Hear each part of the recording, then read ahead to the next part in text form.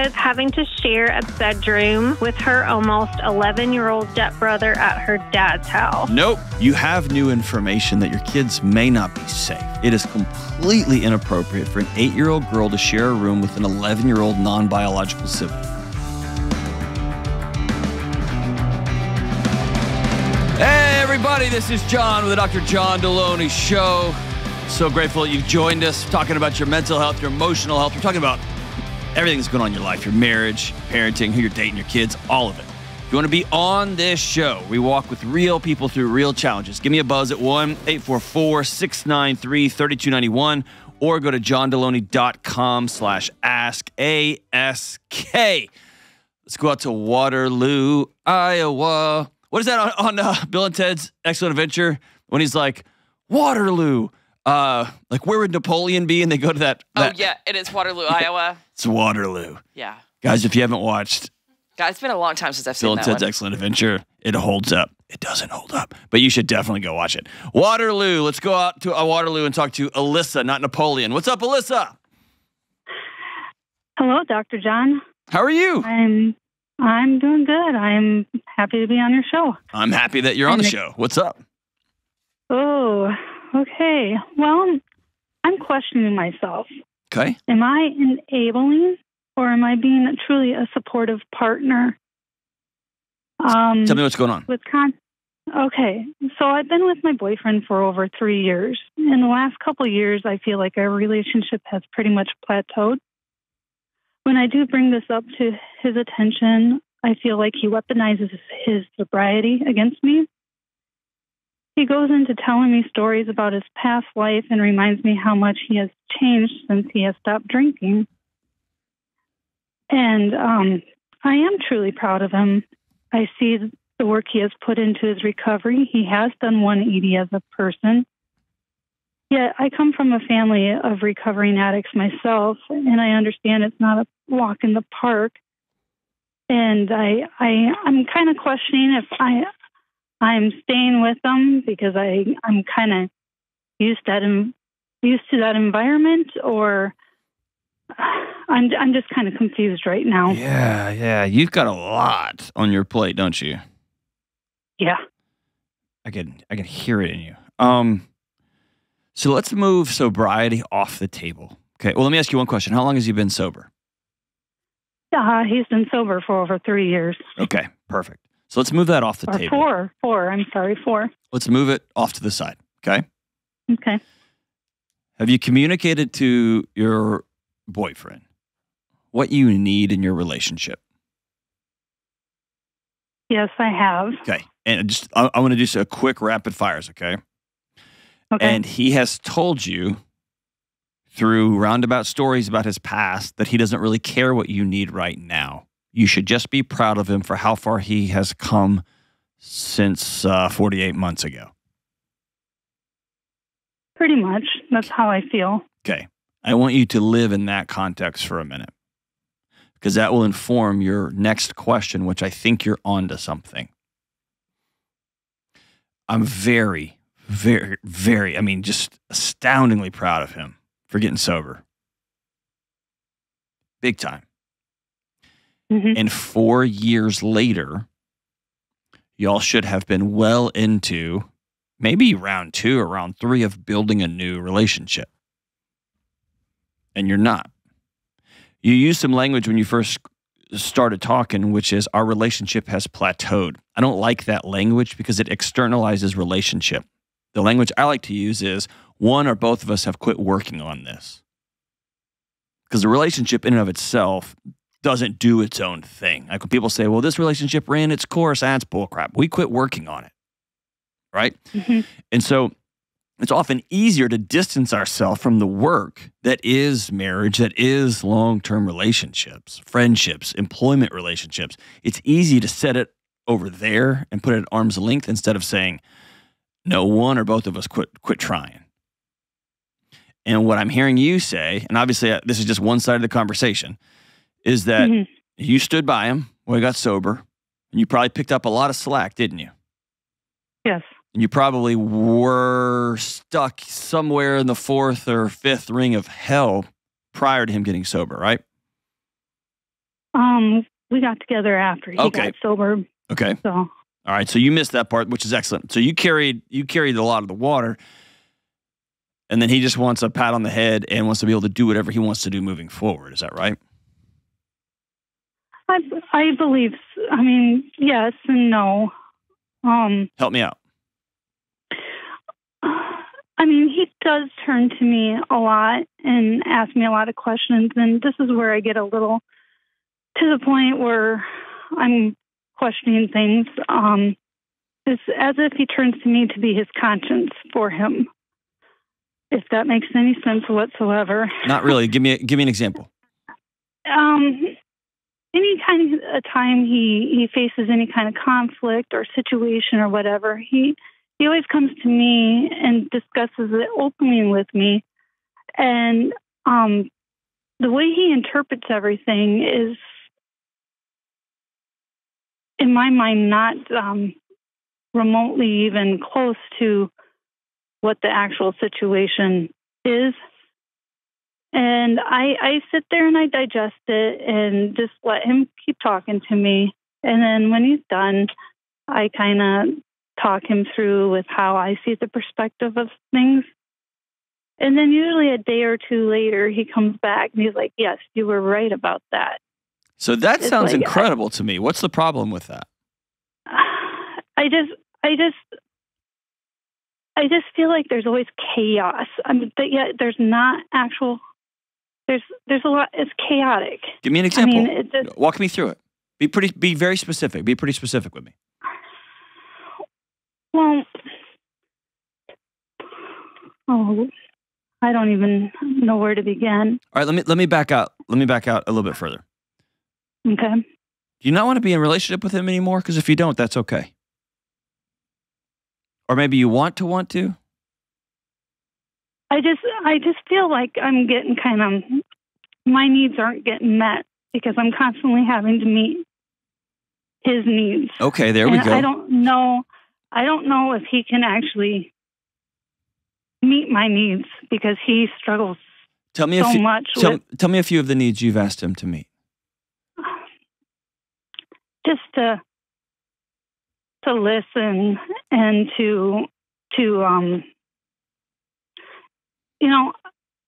if I'm looking at an important decision making of any sorts whatsoever, I ask him and he kind of just shuts down. He doesn't.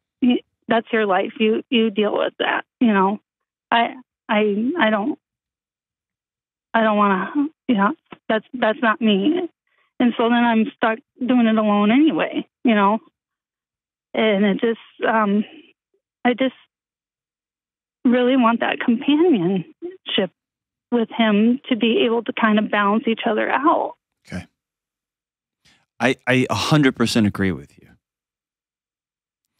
I think the challenge here is for you to be in it's going to feel un-Hollywood and it's going to feel unromantic.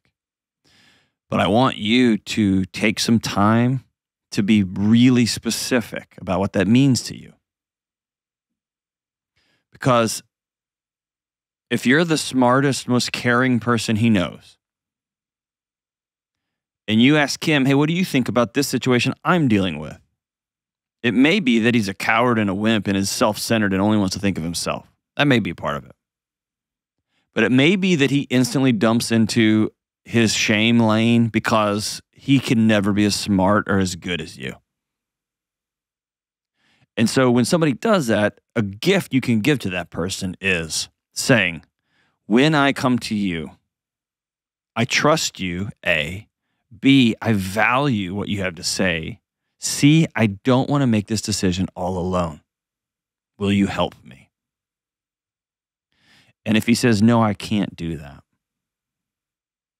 then you can say, okay, then you've got some decisions to make.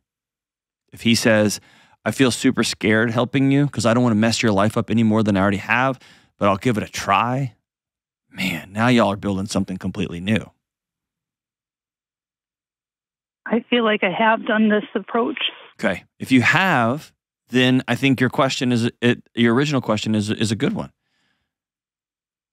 Are you done investing in this relationship? And here's why I want to keep coming back to you. Mm-hmm. You want it to be him. And he may have made a bunch of choices. He may not be able to be the partner that you need. Fine. But you have to make the choice of, I'm going to stop putting money in this account. I agree. So are you done? I feel like I have been done. What keeps you together?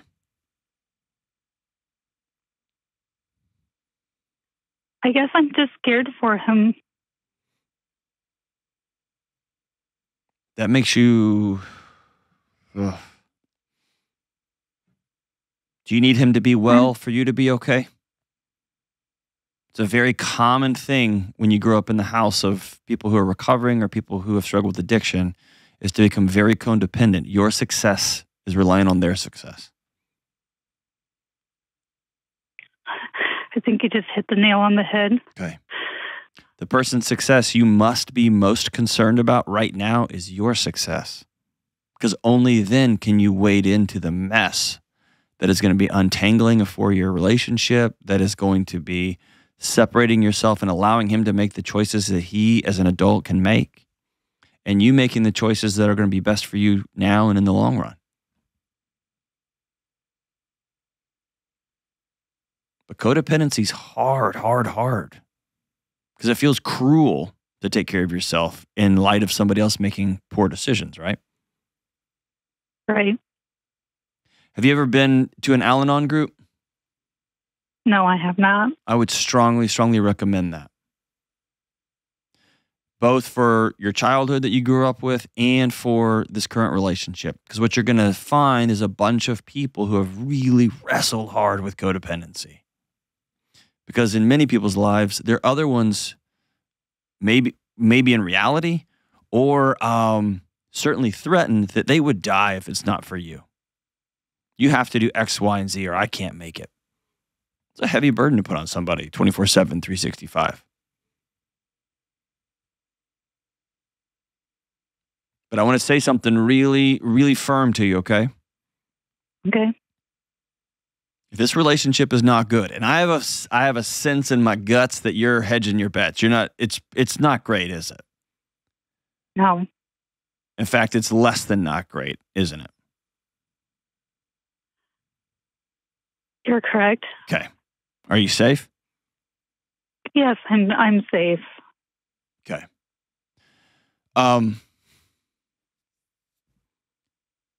You cannot keep him sober. You cannot keep him from making bad choices. He's an adult and he gets to make his choices. For the first time in your life, you need to take care of Alyssa. And what you're going to find as you begin to ask Alyssa, what do you actually need? And now it's coming clear to me why that was hard for you to even articulate. You got to start asking Alyssa, what do I need? What do I want? What makes me whole? I don't even know. Because right now, the only thing that feels like makes me whole is making sure other people are okay. And unless they're your children, you don't have to be biological, they can be adopted too. Unless they're a child,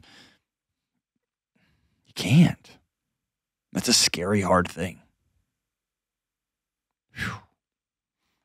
Hang on the line. I'm going to send you a copy of Building a Non-Anxious Life, my newest book, and I want you to read it all by yourself. And I want you to ask yourself, what about this life that I outline in the book could apply to your life? Which parts don't? And then I want you to Google the great Pia Mellody, Piamelody. She's kind of the godmother of codependency, this idea. And just read about her a bit. And then Google local Al-Anon meeting and just go once or twice. You can sit in the back and listen. And I want you to hear if any of the other stories from the brave people that attend those meetings sound familiar to you. And it might be a place where you find peace. But all of this begins with you taking a piece of paper and a pen and writing down, what do I actually want? And what do I need? And one last thing before I go. You mentioned, I've been out of this relationship for a long time. Now I'm just worried about them. Let me tell you, his body knows you've been out for a long time. His body can feel that gap. And it wouldn't surprise me if over the last few months, things have gotten more and more tense, have become more and more tense. Because for a former addict, for somebody who struggles with addiction, that sense of somebody pulling away from them sounds every alarm they have. And it wouldn't surprise me if those alarms haven't been going off a lot in his life, which means the load you're carrying has become heavier and heavier and heavier. What I mean is, if you're out, you often don't do anybody any favors by pretending, by not putting the hard conversation on the table. In fact, sometimes it can be cruel. Often it's cruel. Almost always. Keeping secrets is cruel. So think of hard conversations in your future, Alyssa. Do those things I discussed. And circle back and let me know if I can help in any other way. We'll be right back. This episode is sponsored by BetterHelp. Hey, it's Delony, and I talk about this all of the time. I love New Year's resolutions. I love the idea of everyone taking a moment to reflect, consider some ways your life is going pretty well, and some things you'd like to be different, and then actually setting in place actual steps you can take to heal and improve your life. This might mean making exercise or great sleep a priority, doing a weekly budget with your spouse, or like I did last year, making therapy an important and intentional part of your new year. And if you're thinking of starting therapy, try BetterHelp. Because therapy isn't just for people who've experienced trauma or who aren't able to function. Therapy helps everyone find your strengths, overcome personal challenges, and practice new ways of living and working to be the best version of yourself. BetterHelp is flexible enough to fit your schedule because it's completely online. Just fill out a short questionnaire to get matched with a licensed therapist. Plus, you can switch therapists at any time for no extra charge. Celebrate the progress you've already made this year with BetterHelp. Visit BetterHelp.com/Delony today to get 10% off your first month. That's BetterHelp, HELP.com/Delony. All right, we're back. Let's go out to Wheeling, West Virginia, and talk to Laura. Hey, Laura, what's up? Hi, Dr. Don. How are you doing? Great. How are you? I am doing fantastic, thanks. Awesome. What's up? How can I help? All right. So my question is, how do you feel happy and secure spending money when you are financially stable, but you grew up in some kind of extreme poverty and insecurity? Ooh, great question. So are you secure now? Go ahead. Y'all are secure now? Oh, yeah. Tell me about where you are now. We're going to go backwards on this deal. Oh, okay. So I'm in my mid-30s, married to a wonderful guy, the kind most little girls dream about. Like, he's hands-on with our kids and great provider, stable, but also is a goofball. So you sound like you're describing me, except for the stable part. That's so good. Kelly's rolling her eyes. She's like, no, he's not. All right. So you married a great guy. Yes. And hold on. Hold on. Yeah. And he married an incredible woman. Oh, thank you. Okay. And together y'all have created what kind of life? Okay. So we have two little ones, a 2-year-old, 1-year-old, and currently pregnant with our third. I am a stay-at-home mom. He has a good, stable job. We're not rolling in the dough, but we've crafted a very frugal life for ourselves. So 0 debt outside of our mortgage, which will be paid off in 5 or 10 years because we got a really good deal on the fixer-upper. And yeah, that's kind of what our life currently is looking like now. Okay. Oh, I love that you just said that. I love that you just said it like that. Because people who grew up with not a lot say that sentence at the end of every cool thing that happens to them. Yeah. And not even cool things that happen to them, but cool things that they have absolutely worked their butts off for and cool things that happen because they make sacrifices every single freaking day. Yeah. They say, absolutely. for right now, until this all goes away and I'm back living in a tent. Yeah. I think that's where some of my, well, I mean, not the tent part, because I know my husband, would bend over backwards to make sure that we're, provided for. Hey, Laura. Yeah. This whole thing about where you found yourself now is not all because of your husband. You're involved too. True. You didn't marry a fairy and he No. sprinkled dust on you. You've worked your butt off, haven't you? I have, absolutely, yeah. And I got myself financially secure before we got married. Okay, and let's be clear about this. You said we've created a very frugal life. Mm-hmm. I like to say you've created a life of freedom. And people think of poverty and wealth as a dollar amount. Poverty and wealth is about free or not free. Because I know some very rich people who are broke. They're leveraged to their souls, in their vehicles, in their homes, in their business investments. Very non-liquid. And I know some school teachers who I consider wealthy because they don't owe anybody anything. They're not going to ever buy a house in Jamaica, but they can kind of do what they want in the world they've crafted. And you have done that. Sure. Right? Yeah. And maybe I'm just not living in that freedom yet. You're not. Because here's why. Especially for myself. You've been running your whole life. Mm-hmm. Tell me about your childhood. Yeah. So it was interesting. Which is something people who grew up in madhouse say. They don't ever say it was terrible, awful. They're like, it was interesting. Well, it wasn't a madhouse, but it was a cult. So I grew up in a cult. And my father was a drug addict. That's not interesting, Laura. That's awful. Say it. It was a tough childhood. It was. It was a tough childhood. Well, you say it was an awful childhood.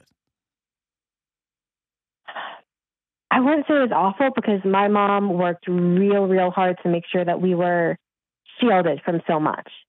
Looking back as an adult now, I can see the stuff that she was trying to shield us from. Laura, but just because your mom, I didn't feel like I had a bad childhood. Just because your mom worked really hard and should be in the next Marvel movie because she's so extraordinary, doesn't mean in growing up in a cult with a father who was plagued by drug abuse wasn't awful.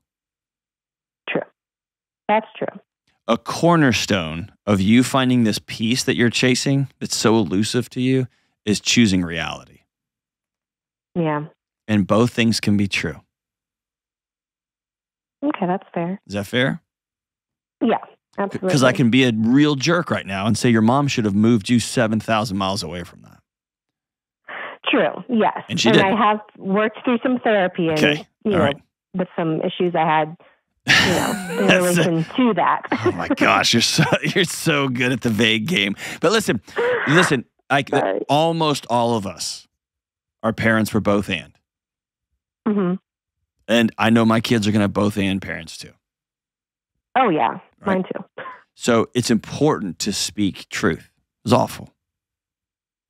Kids should not grow up in cults where adults are like you have to be shielded from your dad or from the other adults in your family circle.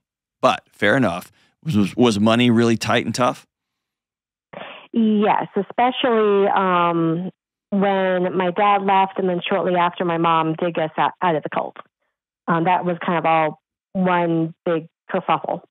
And then, money was definitely tight, kind of to the point of, where she and I are splitting a, 50-cent pot pie and there's nothing else in the house. So, we don't know where the next meal is coming from. Yeah. But then, she did get more stable. She got a good job. And how old were you when all this happened? 13, 14. Okay. All right. And then, I hit my 20s and didn't do college, but I did end up getting a good, career for myself that I was able to provide. And then from there, late 20s, met my husband. Then we got married and, started crafting what we wanted our life to look like. And kind of what has brought this up to me that maybe I have a financial hang up is that this house that we're living in, it's a fixer-upper for sure. Lots of potential. But our next big project is kind of a for me project, which would be the kitchen. Because right now, like, there's boards and stuff on the walls, so stuff doesn't blow in like it had been, but that's the kind of state it's in. What kind of fixer-upper? This sounds more like a hunting blind. No, it's a 4,000 square foot farmhouse Victorian. With boards on the wall, so things don't blow in. Well, now there's boards on the wall because my husband wanted to see what was behind the original walls to see what kind of work and electrical needed to be done. Okay.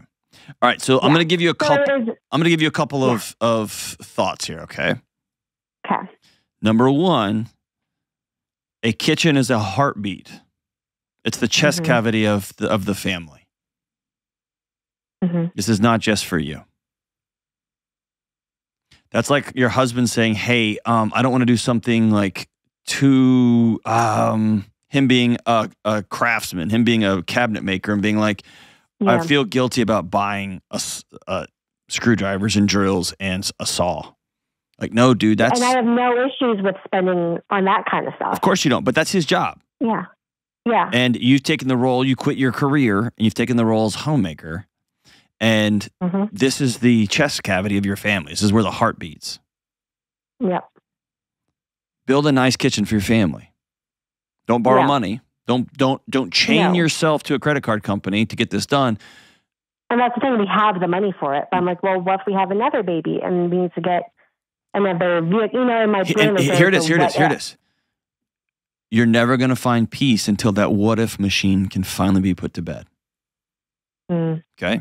And by the way, I didn't grow up in abject poverty like you. I did grow up in money was very, very scary. Okay. Yeah. And so, but not, we weren't split in a one pot. I don't want to compare what I went through with what you went through. And I've spoken extensively about how I grew up, but Dad had a great job. He was a good policeman. Mom stayed home with the kids, with all three of us. But things were dicey. Okay. Yeah. Things were tight. And so, a couple of things. Have you heard me talk about the GPS pins? No. Okay. I don't think so. So, like if you're going somewhere, has anyone ever dropped a GPS pin in their phones for you to get somewhere? Yes. Okay. So, your body does that to moments that may have cost you your life or that activated your fight or flight. It rests in your nervous system. It doesn't have an actual GPS pin, but it's an easy analogy for me. Okay. Here's a couple of things I think are happening. Number one, you grew up in a world where those people redid their kitchens. Those people, not us. Yeah. We're not those kind of people. We're the kind of people who fill in whatever your cult said to you. So number one, you have an identity issue that's going against your nervous system because the earliest wiring you have is those people over there do X, Y, or Z. This is why changing political affiliations is so hard. Right? Because they are the bad guys. And we think of this as just purely intellectual. It's not. It encodes itself in our bodies. Okay? So number one, those people spend money on kitchens. We do this. They're evil. We're great. Okay? So your body put a GPS pin in those people. And now you're turning into one of those people. Your body starts sounding the alarms. The next thing is you're getting ready to have child number 3. You quit your job. What a job gives us is a sense of somewhat illusory, it's somewhat false, but a real sense of I'm driving my own train. And now you're not, quote unquote, making a paycheck. You're reliant on this guy you married. Mm-hmm. Your body put a GPS pin in relying on men. Because men will leave you. Men will lie to you. Men will fill in the blank. And even though he's wonderful and great and he can fix all these things inside your body knows, don't hitch everything to somebody, because remember what happened last time.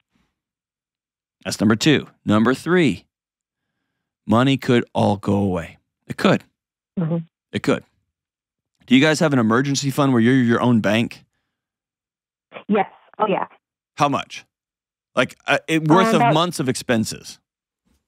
I'd say probably about 6 to 8 months. So all of your husband's job would have to go away. Yeah.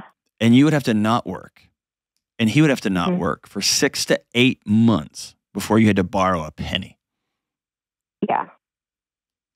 The world would look radically different at that moment. Right? Oh, absolutely. So what I'm telling you is you're okay. Like, I'm talking about like ash would be falling from the sky and like the zombies would be coming around the corner. That's right. Because even if your husband's job went away tomorrow, he would be at McDonald's, you would be at McDonald's, your neighbor would be watching your kids, and y'all would be able to stretch this thing out for at least a year. Yeah. Yes. Absolutely. But I want you to remember this. This is not about data or facts. This is about your nervous system trying to keep you safe. Okay? So. And that's why I feel so visceral. Yeah, it very much does. To this day, money terrifies me. Terrifies me. It sets off a reaction in my body. Okay? Yep. And my show's doing pretty well. We're okay. We're doing great. Okay? Yeah. And even when I went to the auto dealership a year ago to buy a car, I went to go get one car, and at the last minute, I bought a Toyota Highlander. It's an amazing car. I could not spend that money. I had it in cash, right? Here's why I'm telling you that.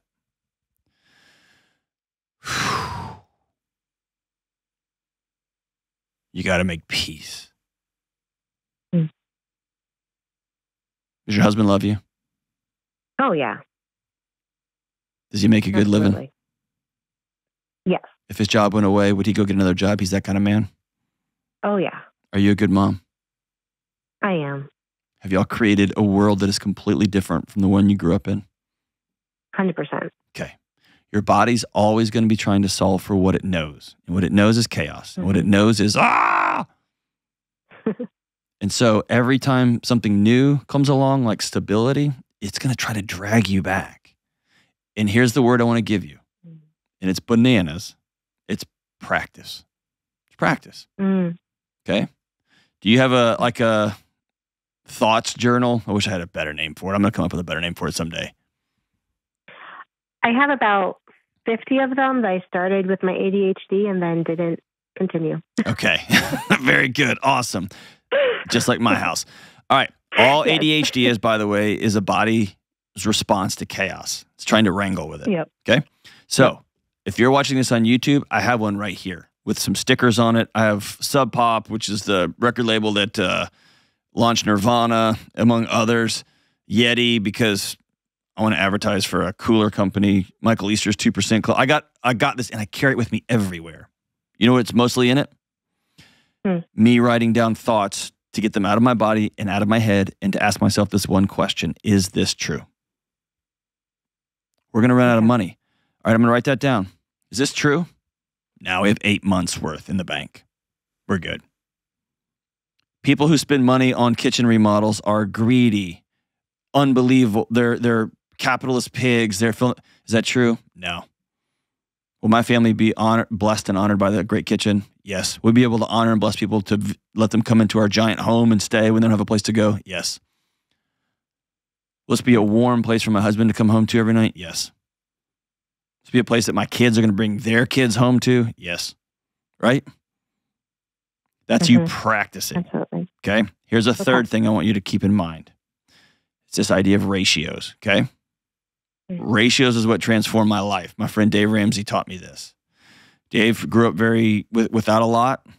I grew up without a lot, and then Dave's got it way more than a lot. But here's what he had to say. If you have $10,000 and you buy $1,000 car, that's X percentage of that money. Okay? Yeah. So you can look at somebody that has a new F-150 and think, oh my gosh, they spent $75,000 on that car. What a unbelievable, disgusting, gross. Well, if they're making X amount of money, then the percentage might just be the same. And they might be giving away a lot. And they might be fill in the blank, fill in the blank, fill in the blank, right? So when you grow up and you and your mom are splitting a pot pie,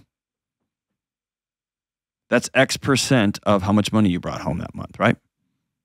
Yeah. Or how much money you had. Now, you'll have more than that. So when you look at your groceries, you're like, I can't believe we just spent this on groceries. Just do the ratios.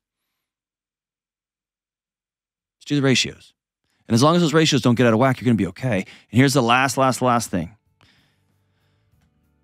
Keep your eyes open and give. Give like crazy. Give like crazy. Don't give out of guilt. Give because you know. You know. You've been there. You haven't been able to breathe. You know. Hang on the line here, Laura. I'm going to send you my buddy Dave Ramsey's book, Total Money Makeover. And I want you to read that book with your husband. Make sure you're following those plans. And then I want you to give that book away to somebody who's struggling. Start that path. Start that giving path there. But hey, send pictures of that kitchen that y'all build. I want to see what it looks like and see how you honor your home, how you honor your family, how you honor the heartbeat of that family, that new family that y'all are building. We'll be right back. Hey, I've got some great news for you. You get to choose. Whatever you do, good or bad, moving forward, the choice is yours. And when you're intentional about making good choices, over time they become healthy habits, like choosing to slow down and make time for a daily practice of prayer and meditation. One thing that helps me every single day is Hallow. Hallow is the #1 prayer app in the world, on planet Earth, and they're giving you 3 free months to get started. And people always say, you got to meditate, you got to pray, you got to have a spiritual life. And for many of us, we don't even know what that means. We don't even know where to start. That's where Hallow steps in. 3 free months to prioritize your mental health, your spiritual health, and be intentional about finding peace through calming music, the lo-fi station that I love, guided prayers, meditations, and more. And Hallow isn't just Catholic. You can tailor the content towards your faith tradition. From scripture readings and prayers to journaling, Hallow makes it easy to practice mindfulness, build a deeper, more meaningful spiritual life, to figure out what you even believe in the first place, and choose peace. And remember, Hallow is giving you 90 days free. Imagine the peaceful habits you can establish in 90 days. Go to hallow.com/Delony today and follow the simple prompts to start your free 90-day trial. That's hallow.com/Delony. All right, let's go out to Indiana and talk to the Sarah with an H. What's up, Sarah? That's the only way to spell it. I can't comment. What's up? I'm just enjoying this beautiful sunny day. Fantastic. Yes. How are you? I'm enjoying a beautiful sunny day too, except I'm locked in this studio here. What's up? True. Okay. So I am looking for some help with the situation with my youngest daughter.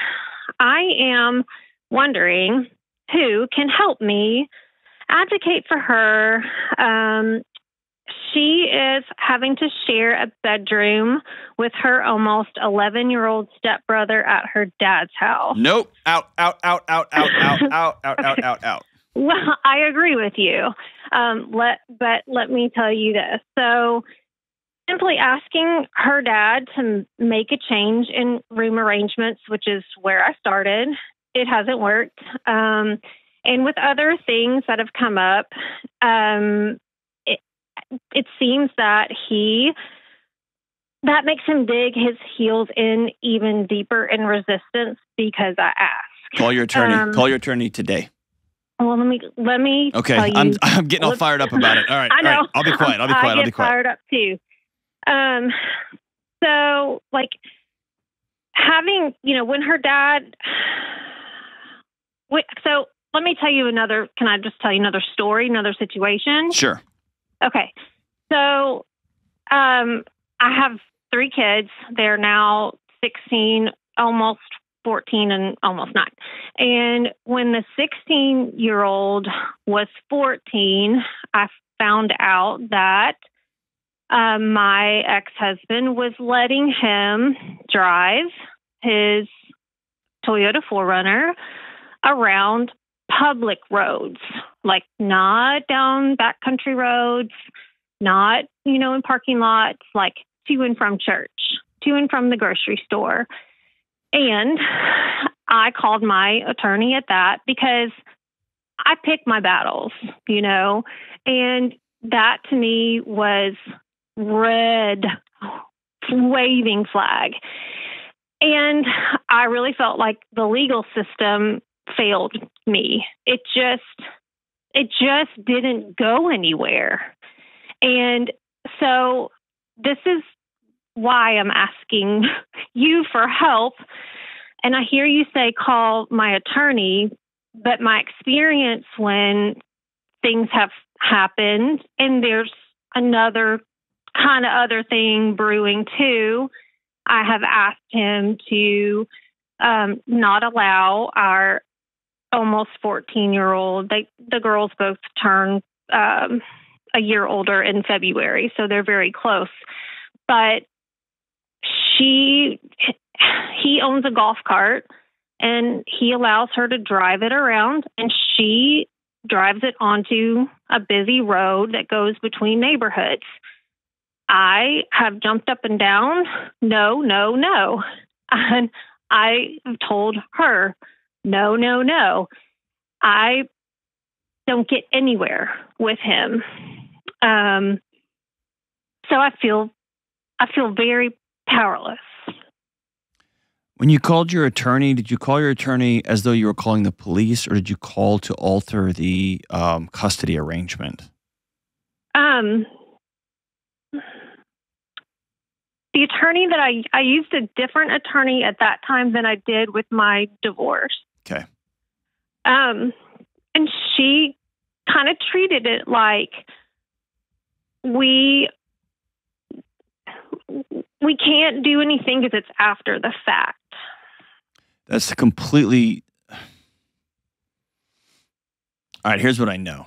I have not, I'm going to be honest, I haven't read the data recently. Okay, it's been a couple of years. But I know that a significant amount of abuse comes from step-parents, stepfathers, and that extended additional circle, right? That non-blood circle. I do understand the tragedy that is letting a kid drive a car.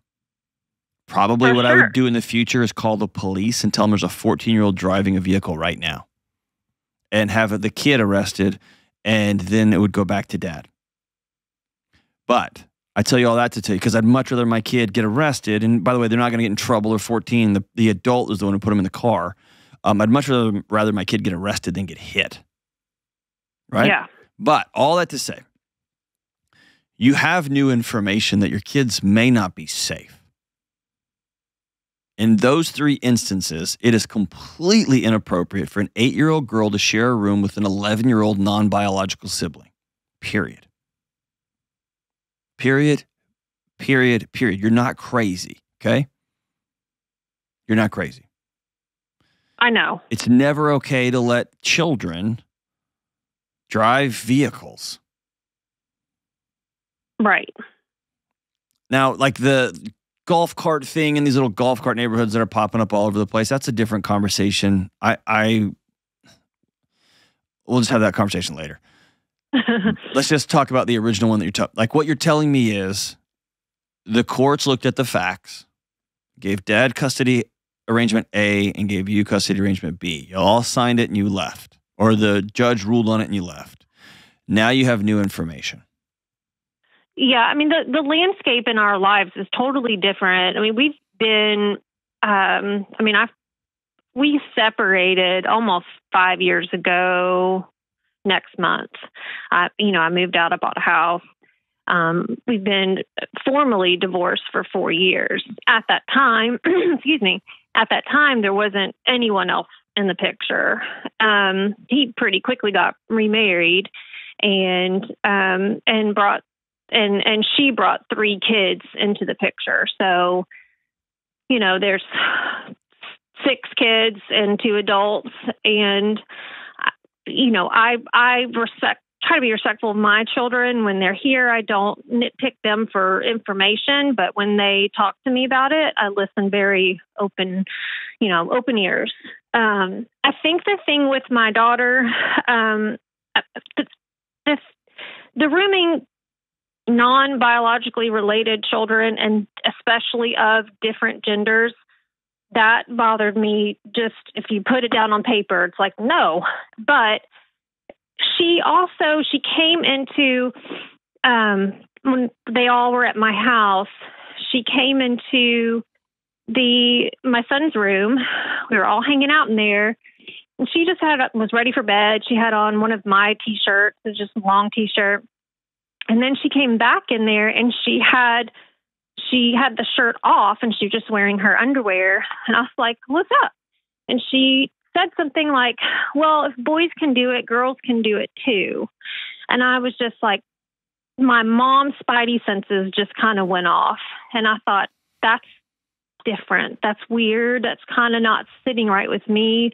And I just got the feeling of maybe because she's sharing a room with a young boy.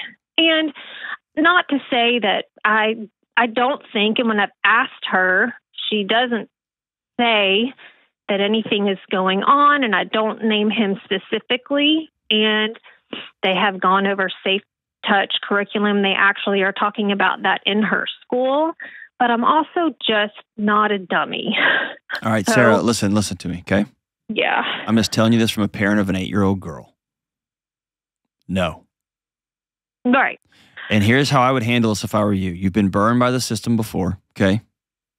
Or you feel burned. I don't know if the system didn't quote unquote failed you, but you made a call one time, no one did anything. They said, hey, it's too late. That is what it is. Fine. Here's how I would proceed. And you have to understand that when it comes to the health and safety of my daughter, I will burn it all down. Yeah. Okay? That's number 1. Number 2, if I've learned anything after talking with countless young women, I can't even count the number of women who sat in my office over 2 decades and told me things that happened to them as kids. It's haunting. Okay? Yeah.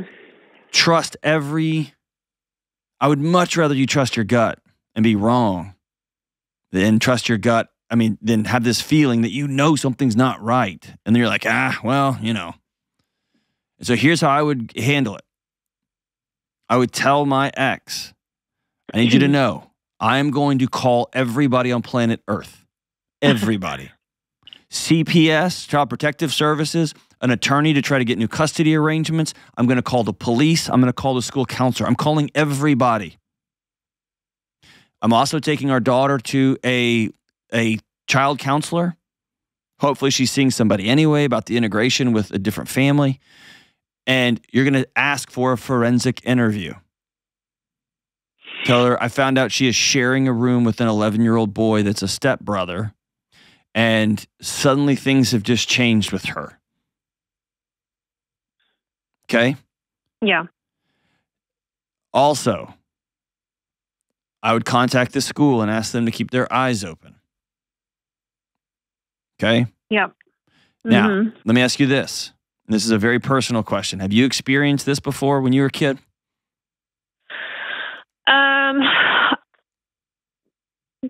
Yes and no. And let me just put it this way. I did not experience sexual abuse as a child.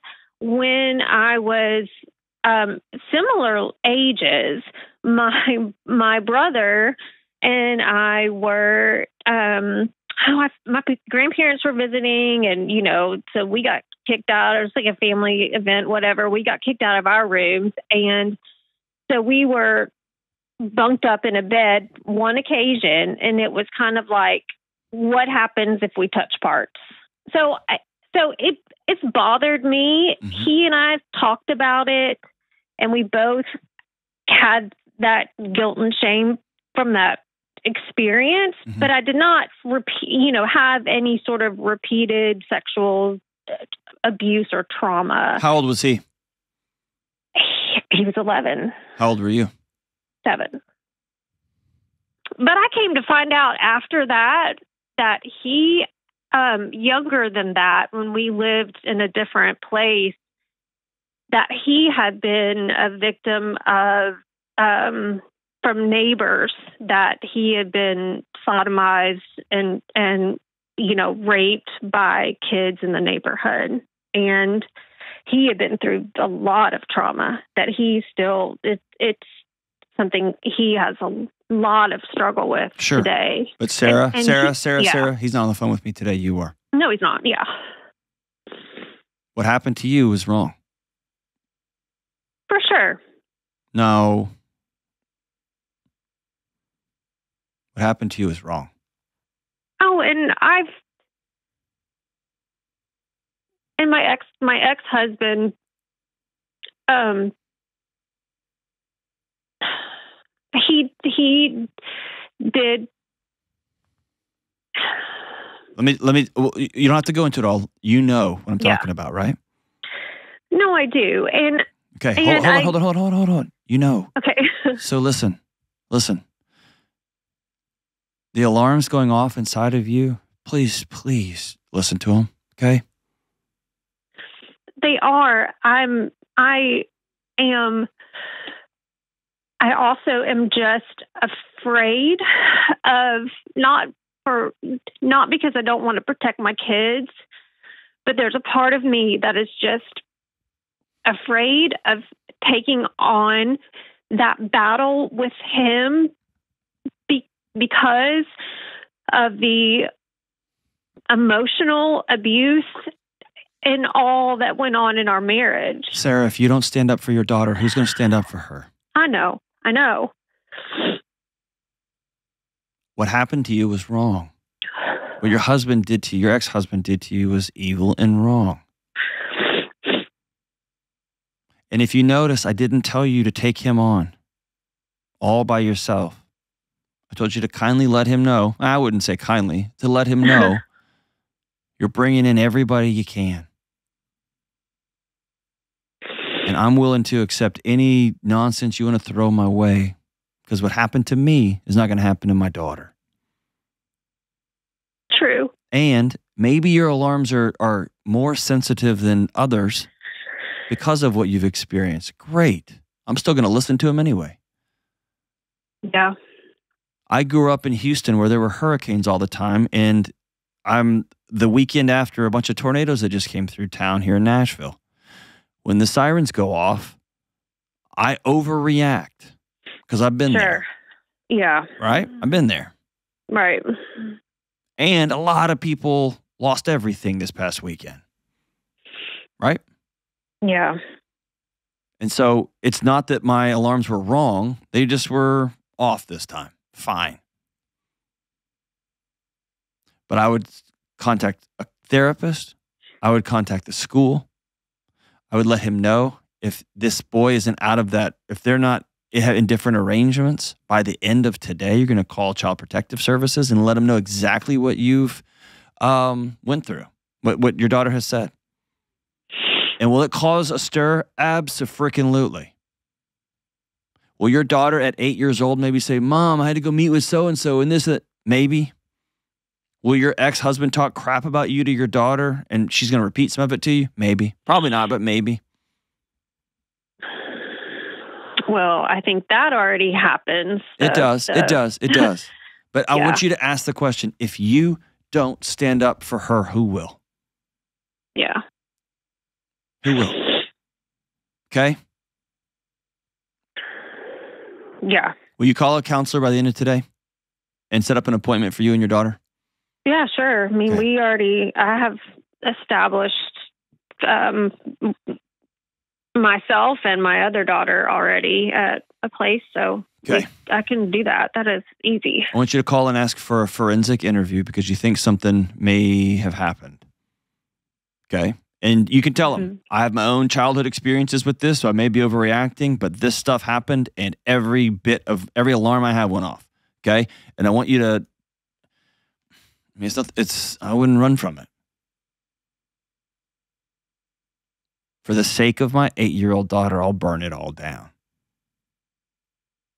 And by the way, if you're my friend and I think something's going wrong and I ask you about it directly, I challenge you on it directly, my goodness, I hope you would be like, man, absolutely. I'm glad you were standing up for that 8-year-old girl. It didn't happen, but man, good for you. I remember a great story where a dad was carrying a kid into a store and the kid was kicking and screaming. And somebody walking out of the store stopped him and talked to the kid. And it ended up being that it was just a kid throwing a temper tantrum with a dad taking her into a store.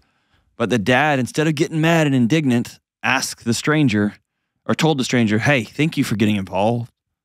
Because if somebody ever happens to be taking my daughter into a store, trying to kidnap her, run away with her, I hope somebody will intervene like you did. Thank you. And if your ex-husband is such an utter scumbag that he'd rather bury his head in the sand or rather punish you by sticking her in that room and not picking up on the signs when she starts walking around with different clothes on, starts saying things that are very un-8-year-old, or maybe that's an 8-year-old statement, but it should be challenged.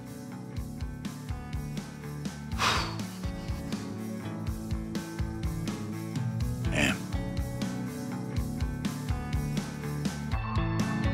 I'm sorry, Sarah. Sorry. Call everybody. We'll be right back. Hey, what's up? Delony here. Listen, you and me and everybody else on the planet has felt anxious or burned out or chronically stressed at some point. In my new book, Building a Non-Anxious Life, you'll learn the 6 daily choices that you can make to get rid of your anxious feelings and be able to better respond to whatever life throws at you so you can build a more peaceful, non-anxious life. Get your copy today at johndelony.com. All right, we're back. Those calls always need a second. So as we wrap up today's show, we're going to do this, Am I the Problem? Yes. Let's do it, Kelly. All right. Hey, hold on. This is the day after the Cowboys ran the Eagles out of the stadium. Can we just all take a moment and celebrate? Oh, I'm so tired today, and it was so very worth it. And it was amazing, and we played amazingly. Right now, we're tied in the division. I love how you keep making this plural. We. Yes. Yeah, my team and I did a lot. From the courtesy of your couch in a state, several states over, y'all really got it done. We did. Me and the boys. Right now we're tied. But unfortunately, if we both win out, then they're still ahead because they've won one more division game. But regardless, they won't win out. And they were so mad last night. And I loved every second of that. Yeah, it felt good. Yeah. It felt good. It felt real good. Yeah. I even told my wife, hey, I'm not going to bed. I'm going to go upstairs and watch a football game. And she's like, what happened to my husband? What are you doing? I was like, I need to know on this one. Yep. Also, Jalen Johnson. Haha. That's just an inside joke. Okay. To a guy that listens to this show. All right. Haha. All right. Okay. All right. So am I the problem? Yes. I don't have this guy's name, and it's kind of lengthy, so I'm going to reword it a bit. Let's just call him Ben. Ben. All right. So Ben would like to know, I purchased my late father's pickup from my mom back in March, and I've been letting my roommates use it until they have enough money for a car of their own. Ben here drives a truck for a living, and he's only home a few days of the week, so he lets them use it as much as they want. Now, his brother is having some mechanical issues with his car and has been asking to use the pickup. I said that was fine, but I requested very politely that he clear it with the roommate when he was planning to use it so that there wasn't any overlap of who was going to be using it. The brother's mad, and the brother says since the truck originally belonged to Dad, to his father, even though brother has now bought it, that he has first rights to use it without having to clear it with the roommate. So he's wanting to know, am I the problem since I purchased it? Because he wasn't given the truck, he purchased it. Am I the problem for doing what I want with the pickup? As the great Jerry Springer would say, you are not the owner. Does that apply there? Well, except he said you're not the father. Here's the deal. No, nobody gets a vote except for the guy who bought the truck. He can do whatever he wants to with it. And brother is like, well, one time, Dad, you don't have a claim to it. You have no say in it at all. You didn't buy the truck. Your brother did. If y'all had gone halvesies, which would have been stupid, but if y'all had done that, then you would. But you don't have a claim to it. So you came groveling to your brother, can I borrow a truck for free that I don't own? And he was like, well, I promised it to these guys. Alas. No, you're not the problem. Your little brother is. So in this case, Ben's right. Way to go, Ben. Thank you. It's about time you're always right, actually. So there you go. That was recorded. I love that. You're just going to clip that and play it back to me all the time. That's going to be his ringtone now. 100%. Your wife's going to say something, and you're going to be like, hang on a second. Beep. There you Ben, go. you're always right. There you go. Yeah. Yep. Yeah. I mean, do you think so? I agree. He bought the truck. It'd be one thing even if Dad had left it to the boys, or Dad had left it to you. To you. But still, if that's, where the legal ownership lies, and that, like he says, my truck, my rules. He says that in here. And that's true because, and his bigger concern here is actually not even, should I let him? It's, I work on the road. I drive a truck for a living. I've asked you to contact my roommate and for y'all to work it out, but you're too immature to do that because you just think you deserve it. You're entitled to it. And to me, which just shows the brother's just immature. Correct. Immature and entitled. So, yep, you're not the problem. You're a good brother. Immature, much like some of the Philadelphia Eagles who last night got angry and threw some hissy fits. Like Patrick Mahomes did yesterday. Hey, I'm a Red Raider, dude. I gotta He threw a little temper tantrum. He having a bad day. It's all right. Whatever. All right, hey, thanks for listening to the show. Stay in school, don't do drugs, be nice to one another. And for crying out loud, go Cowboys.